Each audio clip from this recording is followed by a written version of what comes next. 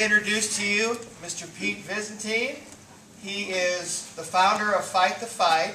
He is the manager of both ageless gyms in Staunton and Gillespie, and he goes around schools talking to kids like you. So let's have a round of applause for Pete. And I just want you to know that that guy there belongs to me. That's my son. I know you're all looking at me because you didn't think I was that old, but that's okay. So how you guys doing? Glad it's Friday? Yeah. A little cold out for you. Yeah. All right. So first, like Mike said, I go around and I speak to a lot of kids, a lot of students in the area. So first thing I want to say to you guys is this. Right now, you guys are young, and you guys are living the easy life. Everybody say that with me. Easy life. That's right. Listen to this. The longer your life goes, the longer your life, the harder it's going to get. You're gonna encounter challenges and problems and obstacles when you guys are in pursuit of your dreams that you're going to have to figure out how to get over, around, and through. So hopefully something that I say to you guys today, you'll be able to apply in your life whenever you're going after your goals and dreams in the future. Okay? So first, who am I? Where am I from? And what am I doing here? What do I do? Well, my name is Peter Greg Byzantine Jr. But you guys can call me Pete. Okay, remember that for later. Right? That's right. That's right. Okay, I do two things.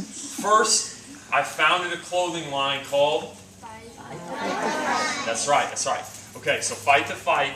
We give half the money that we make away to people who get large medical bills, like cancer patients or people who get in car wrecks. Anybody who has large medical bills, we help them out. And so far, we've been able to raise over $25,000 through that. So just to give you guys an idea of how much money that is, if you took 25,000 $1 bills and put them end to end on the ground, they would go around the high school track 16 times, 4 miles. So that's a lot of money, and that's a lot of help we've been able to give to people. The other thing I do is I'm the general manager and I'm a fitness instructor at Ageless Fitness in Gillespie and here in Staunton. So everybody do this right here. How about this? All right. So somebody tell me, what are you guys holding on to right there? My arms. Okay. That is your body. Okay. And I didn't know if they told you guys this or not, but you only get one. And you can't get out of it alive. So, man, you got to take care of that thing. You got to be active. You got to eat right to keep your body running right. We always say, if you're strong, you'll live long. And that's what we help people do at Ageless, both gyms. We help people stay strong so they can live long, full, good lives. Okay? Something else, I always like to tell the group something about myself that a lot of people don't know, and that's how I got my name. So it's kind of a funny story I'll tell you guys. So, like I said before, my name is Peter Greg Byzantine Jr. Well, my name was really supposed to be Alan or Grant. We got any Alan or Grants in the house? No? Grant. All right. My name was supposed to be either Alan or Grant. Those are the two names my mom and dad had picked out for me.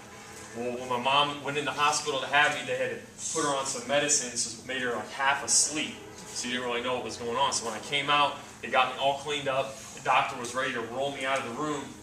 When the doctor turned him, so rolled me out of the room down in the nursery with all the other babies. And the doctor turned to my dad, and God bless him, he's the nicest guy you'll ever meet, but he was kind of nervous that day. So the doctor turned to him and said, "Sir, we need a name." Well, my dad was kind of nervous, and he kind of panicked. He said the first thing that came to his mind, Peter Greg Byzantine Jr., which also happens to be his exact same first, middle, and last name. So Grant and Alan went out the window that day. So that's how I got my name. So my roadmap, what are we going to do? What am I going to talk to you guys about? I'm going to tell you guys 6 stories from my life. Each story has a lesson that I hope you guys will be able to apply to your life at some point and help you get over or through those obstacles that we talked about in the beginning. Okay? The first thing is this. When you guys, and I know you guys are young, most of you guys probably don't even know what your goals and dreams are. But as you get older and you decide what you want to do, you are going to have to work hard to get to those dreams and goals. And I mean, you probably hear all the time you have to work hard, but I mean, you guys have no idea how hard it is to pursue your dreams and achieve your goals out in the real world. I mean, it is tough. To give you guys an idea how hard you have to work, when I was growing up, I played basketball. I grew up in Gillespie. Basketball is my favorite sport. When I started playing in the 3rd grade, I was the smallest, weakest, worst player on the team, way down at the end of the bench. You know, if you didn't know any better, you would mistake me for the water boy, way down there. So I decided after about 10 games that I wanted to be a good player, and I wanted to be one of the players that was in the game playing, not one of the guys that was sitting on the bench. So I made a decision way back then when I was young, about 3rd grade, that I was going to be good. And I had my dad put up a basketball hoop for me in the driveway. And over the next 10, 15 years, I would go out there and I would shoot thousands and thousands and thousands of jump shots. I would practice my dribbling day and night, hour after hour after hour. I would jump rope, lift weights, do push-ups, anything I could to get better at basketball. And as years went by, that hard work started paying off. I started to play more and more in the games because they only let 5 guys play. And as I got older, I got to play more and more and more and more. So finally, my junior and senior year in high school, I was a starter on the team. I got to play a lot. We went combined 50 wins and 6 losses. The last year, we won 22 games in a row, ranked 3rd in the state, and I even got to play 1 year in college. So the hard work pays off. I remember when I was little, and in the wintertime, it would snow, you know, like it did like all year this year, right? Okay, it would snow. I would go out in the driveway. It's so cold I couldn't even feel my hands sometimes. And I would shovel that snow off for an hour, just big enough so I had an area to shoot. And then under the snow, there was a layer of ice like that thick from the cars running over. And I would take a shovel, and I would go out there and I would chip that ice, chip it, one little bit at a time, until I had an area just big enough for me to practice my dribbling and shoot a few shots that day. I mean, that is how bad I wanted it. That's how bad you guys got to want it when you decide what you want to do, all right? And just to prove to you guys that I wasn't lying about chipping that ice and shooting all those shots, brought a couple balls with me. So, first, I would learn how to dribble with my right hand, my strong hand. Then I would learn how to dribble with my left hand. Then I learned how to cross over, go through my legs, behind my back. Then I would learn how to cross over with one hand. Then I would learn how to do 2 balls. Same thing. Up high. Then I would go down low. Every other. And then when I was dribbling, I would learn how to go underneath the ball. So I would dribble, bounce, go underneath it. Then I would learn how to juggle them way down low. Then I would learn how to go behind my back with 1 ball, then behind my back with the other ball. Then I would learn both at the same time. Okay, so I wasn't lying.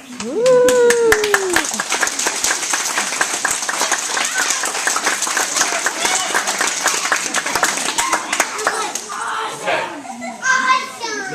Next. Overcoming adversity. You guys, there's going to be bad stuff that happens to you guys in your life and in your family. There's going to be bad stuff and problems that come up when you're in pursuit of your dreams. I don't care what you want to be, if it's a professional baseball player, an astronaut, a teacher, a nurse, a doctor, whatever you guys want to be, there's going to be obstacles. We'll do questions at the end. I want to be a scientist. You want to be a scientist? All right, we'll do questions at the end, guys. We'll do questions at the end. Okay, so you guys are going to have to overcome adversity. Every time that you guys see a shirt with the Fight the Fight on it, my clothing line, that shirt is a walking example of overcoming adversity. When I started Fight the Fight, everybody told me that you can't just set it up and just give half the money away. Nobody does that. And when I started it, I knew nothing about fashion. I mean, if you guys went back to my senior year of high school, you know how in the yearbook they vote most likely to succeed and best smile and all that? If they would have took a vote for worst dressed in the school, I would have won that vote. So I knew nothing. But I had this goal, and I had this dream, and I had this vision for what I want Fight the Fight to be. So what I do, I got to work, I figured it out.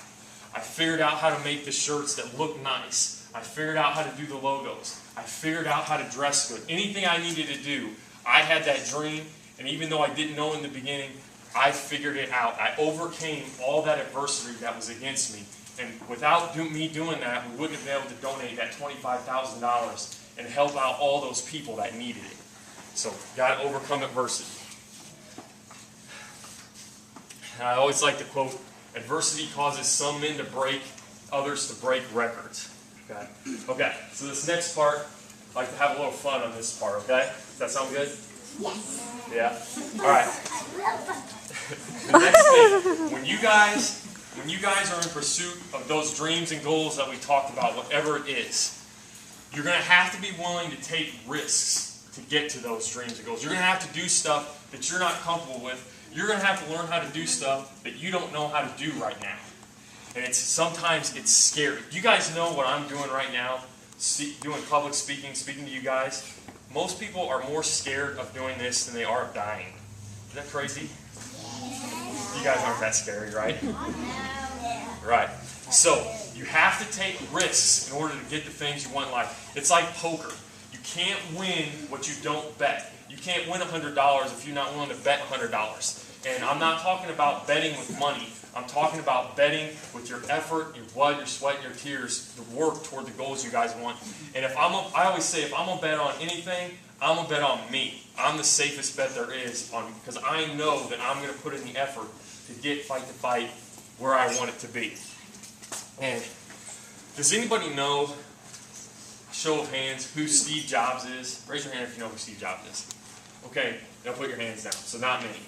Now raise your hand if you have an iPad, an iPod, or an iPhone in your house. Okay, everybody.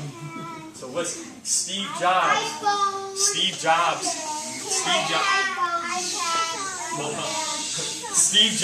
made those devices, okay? Without him taking that risk, you guys would have never had those, and all our lives wouldn't have been improved if it wasn't for the one man taking a risk, okay?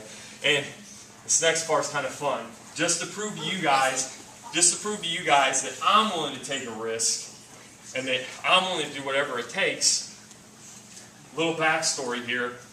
Last summer, me and my wife Liz, on our first anniversary, we took a trip down to Nashville, Tennessee. Nashville, Tennessee, if you guys don't know, is a country music capital of the world down there. So that's all they do, country music. So we're listening to country music all weekend, and we're coming back in the car, and this country music song comes on the radio. And I wasn't even thinking, I've never sang in front of anybody in my life before, but for some reason I just sang a little part of this song. And I looked over at Liz, and she was looking at me with these big bug eyes. She's like, in another life you could have been a country music singer. And I looked at her, I laughed, I said, no. I said, you don't know this, but I think I could have been a rapper. She's like, no, you're crazy. So then I rapped a little bit. She's like, oh, that's not bad. So I figured I would do them both today for you guys and let you guys decide which one I'm better at or which one I'm worse at. Now listen, this is just to prove to you guys that I'm willing to take risks. I didn't say I was any good. I said I'm willing to take a risk, all right? Okay, so the country song came on, and I started rapping it like this. He goes, times were tough back in 35. That's me and Uncle Joe just trying to survive the cotton farm and the Great Depression. Well, if it looks like we were scared to death like a couple of kids just trying to save each other, man, you should have seen it in color. So that's my rap.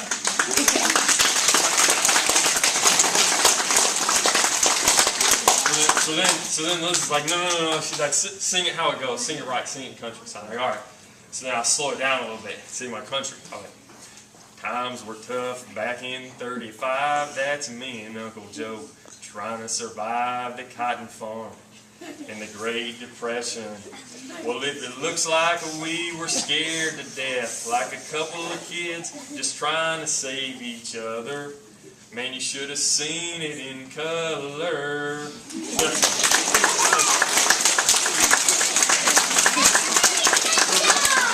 So then after we went over both of those in the car, we decided that I would just stick to speaking, no singing. Okay, next thing. What you guys do in the darkness will come to light. The work you guys put in on your dreams and goals when nobody's watching and the lights are off, it will come to light when all the eyes are on you and when everybody's watching. So a good example of this, when I was in college, my third year of college, I was in business program at SIU Edwardsville.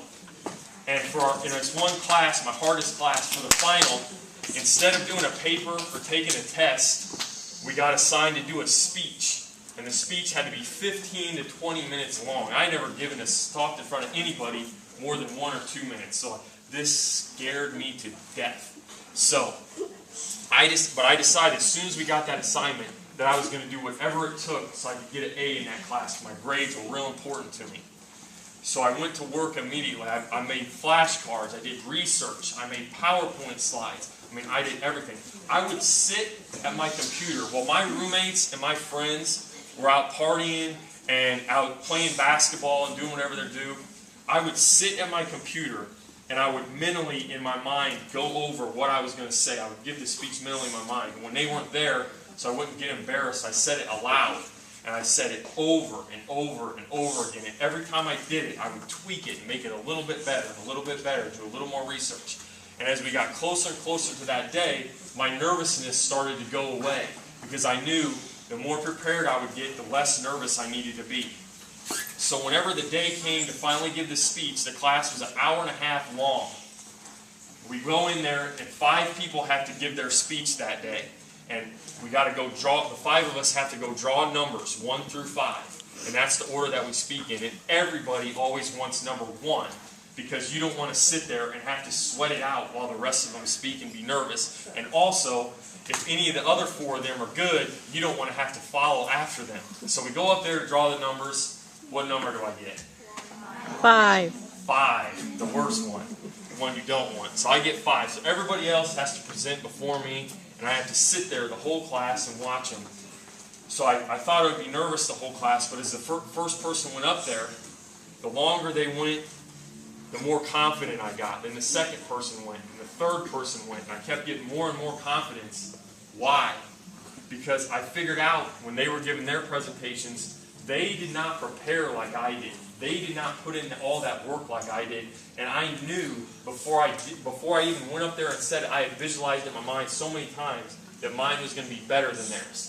15 minutes later, I walked up there, gave my speech, and I walked out with an A because of all that preparation that I did. Listen, I have stayed up for Fight to Fight for the last year and a half to 1 or 2 o'clock in the morning for 500 straight days. And I'm not talking about staying up playing video games or talking to my friends. I'm talking about staying up and working, do whatever I have to do to make it successful. And that's the kind of drive you guys have to have even when nobody's watching. Okay? Okay, next. Whatever your dreams and goals are, you guys are going to have to learn how to do stuff, like I said before, that you don't know how to do. You're going to have to learn how to do stuff that right now you might think is impossible. You're going to have to learn new skills and pick up, you're going to have to adapt and mold yourself to new activities in order to achieve those goals. Little story on this. 2 or 3 months ago at the gym, we decided that we wanted to do a boxing class. And we were having our staff meeting, we all got together, and we're like, yeah, let's do a boxing class. So then we all looked at each other like, okay, next, who's going to teach it? And everybody looked at me, and I was like, I've never boxed before in my life. I've never put on a boxing glove. I've never thrown a punch before in my life at a bag or a person or anything. So I got elected to teach the boxing class. He said, when do you want to start it? I said, 2 weeks. I said, oh, great. Learn how to box in 2 weeks. So what I do, I went home, I started researching immediately the basic boxing techniques, how you stand, how you throw your fist, how you're supposed to hit the mitts, how you're supposed to hit the bag, and all this. And then I would go to the gym and I would work on it so that I would become good at it. By the time the first class hit 2 weeks later, I knew what I was doing in boxing. So just to demonstrate that to you guys, got Mike here going to help me out.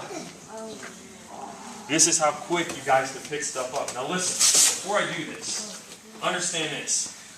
I have never thrown a punch at a person in my life, and I never will. Because that doesn't solve anything. Okay? This is just to demonstrate how fast you can learn things. Alright. So, first, I learned how to stand with your knees bent. You got to have 1 foot forward. Then I learned you got to have your hands up by your face to protect your cheeks from other guys. Okay. Then I learned how to snap my jab. You got to throw it fast and pull it back fast. Then I learned how to throw my right hand. So jab, right, jab, Okay, then I learned how to throw my hooks. I learned how to come around the side, squash the bug with my back foot. So jab, right, hook, jab, right, hook. Then I learned how to throw my uppercuts. So uppercuts that come underneath. So jab, right, hook, uppercut, uppercut, boom. Then I learned how to do it. Then I just learned how to do it really fast. So I hit them. So you guys see, that's how fast you guys can pick stuff up. All right? Thanks, Mike.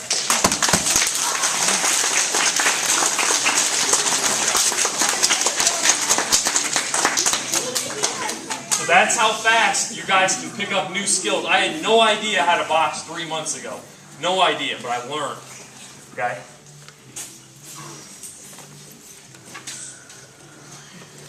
My last point. Most important thing I'm going to say to you guys today. If you remember anything from what I've told you, you remember this. Set the example. Whether you guys know it or not, you are an example to the kids younger than you. Okay? 8th graders, the 7th graders are looking at you. 7th graders, the 6th graders are looking at you. 6th graders, the 5th graders are looking at you. And on down the line, 1st graders, the kindergartners are looking at you. Whether you know it or not, you are setting an example to somebody. So be a good example. What does that mean? What does being a good example mean? It means 2 things. Okay? Get these 2 things. It means doing the right thing even when it's not the easy thing to do. And it means doing the right thing when nobody is watching. What do you guys do if you see somebody walking down the hallway, one of your classmates that you don't even know, and they drop their books, papers all over the floor? Do you keep walking, play the cool card? Do you stop, help them out, no matter who they are? Help. Stop and help them out. If you guys are going down to the bathroom, you're by yourself during class, you find a $20 bill laying on the ground. There's nobody else around. What do? Do you pick it up, put it in your pocket, take it home and spend it? Or do you turn it in, try to get it back to the person who lost it? Turn it in. That's doing the right thing when nobody's watching. You turn it in. What do you guys do? Listen to me. What do you guys do when you see somebody getting bullied? Do you let it go? Are you just okay with it? No. You tell who you need to tell, and it starts with you. It starts with you treating other people the way that you guys want to be treated. Because you guys are the example.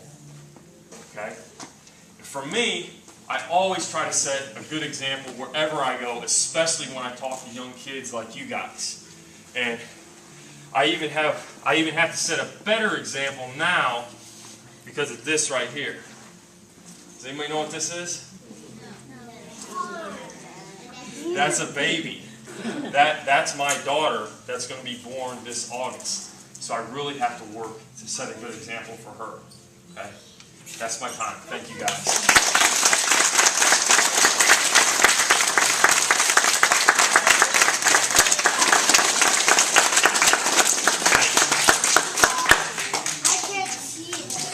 Okay. Does anybody have any questions before I leave?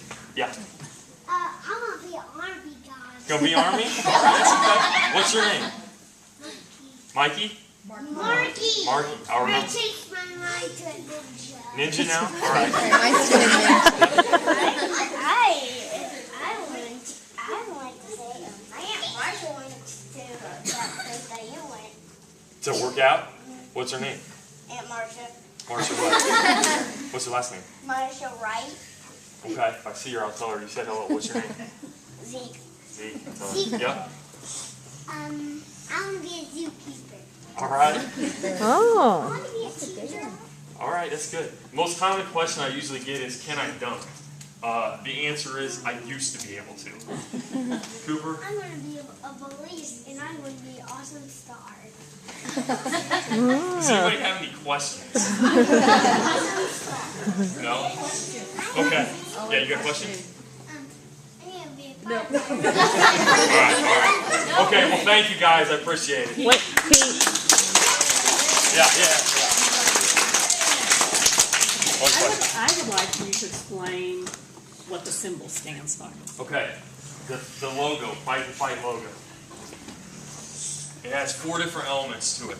The wings are like the doctors and nurses that are kind of like the angels on our shoulders whenever we get in those tough times. And you don't ever truly know how important those people are, those nurses and those doctors, until something bad happens to you or something bad happens to somebody close in your family like it did with my dad. So that's what the wings symbolize. The cross symbolizes faith. Everything in the brand is Christian-based, Bible-based that we do. The shield symbolizes the protection from financial worry that we can give to people who need help, those medical expenses. And then the 2 F's represent the brand, Fight the Fight. I thought of the idea when I was in the hospital with my dad. I sketched the logo down on a piece of paper, and I kept, just like I did with my speech, I kept refining it until finally we got to this. So, yeah. When did you start the organization?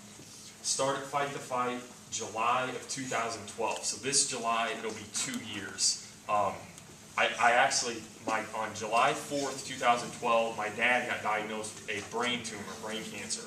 So I started the organization about 3 weeks after that happened. So, How did you come up with the name? came up with the name. Me and Liz were in the car on the way home from the hospital seeing my dad one night, and I knew by that time I wanted to start a clothing line, and we just kept going over all these names. We wanted to have a name. This is a good business lesson for you guys too. We wanted to have a name so that whenever you saw it, immediately you knew a little bit about what the brand was. And I just said Fight the Fight, and we're like, that's it. Fight the Fight, clothing that inspires. That's how we thought of it. What are your future plans for Fight the Fight? Like, do you have like a set goal for it? Yeah, so my goals for Fight the Fight, I want Fight the Fight. I'm not thinking of it like a charity. I'm thinking of it like Nike or Under Armour or Adidas. I want it to be a big brand. And because we can sell the stuff on the internet, we can sell to anybody all across the world, and we can sell a lot of stuff with little effort too. Are you gonna make Fight the Fight shoes? I don't know. I kind of like Jordans, so I'll probably stick with Jordans. Yeah. Do you have a goal on how much money you're gonna make? Okay, my goals for where I want Fight the Fight be in terms of money. The whole thing, I'm not worried about how much money I make. I'm only worried about how much money we can donate. Right now, our goal every 3 weeks is to donate $500 to somebody in need. 1 year from now, I want to triple that. So I want to be donating $1,500 to $2,000 to a person every 3 weeks. So that's my goal for a short term. Can you play Fight to Fight socks? Socks? Maybe. All right, anything else? Are these questions? Cooper, what you got? What's your baby's going to be named? What's my baby going to be named? We know the name, but we're not sharing it. Especially since my mom's Grandma's in here. the house. The last group did ask that, though. You guys have questions? What we got? How did you come up to put wings on it? Well, I wanted something that symbolized an angel. I thought of wings. That's how I got it. Can we fight bird? What?